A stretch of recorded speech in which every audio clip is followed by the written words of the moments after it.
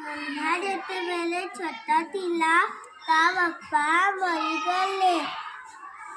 ତା ମା ତାଙ୍କୁ ଧରିକି ତାଙ୍କ ମାମୁଁ ଘର ପଳାଇଗଲେ। ସେ ମାମୁଁ ଘରେ ରହି ବହୁତ ଭଲ ପାଠ ପଢ଼ିଲା। ସେ ସାଙ୍ଗମାନଙ୍କ ସହିତ ବହୁତ ଖେଳୁଥିଲା।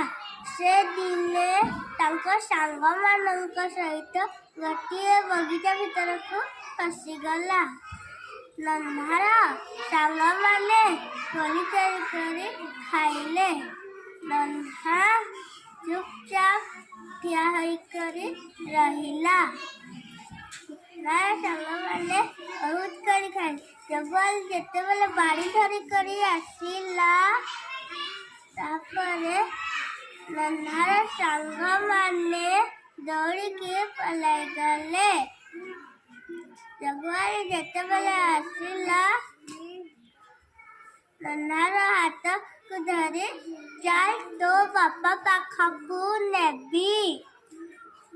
ନନ୍ହା କହିଲା, ମୋ ବାପା ନାହିଁ, ମୁଁ କୋଳି ଚୋରି କରିନାହିଁ। ଜଗୁଆଳି କହିଲା, ତୁ ଦୁଷ୍ଟ ପିଲାଙ୍କ ସହିତ ସାଙ୍ଗ ହେବୁ ନାହିଁ, ତୁ ଭଲ ପିଲାଙ୍କ ସହିତ ସାଙ୍ଗ ହେବୁ। ସେହିଠାରୁ ନନ୍ହା ଭଲ ପିଲାଙ୍କ ସହିତ ସାଙ୍ଗ ହେଲା। ସେ ବହୁତ ପାଠ ପଢ଼ିଲା। ସେ ବଡ଼ ହୋଇ ତାର ନାଁ କ'ଣ ହେଲା? ଲାଲ ବାହାଦୁର ଶାସ୍ତ୍ରୀ। ଲାଲ ବାହାଦୁର ଶାସ୍ତ୍ରୀ ଆମ ଦେଶର କ'ଣ ଥିଲେ? ପ୍ରଧାନମନ୍ତ୍ରୀ। Very good.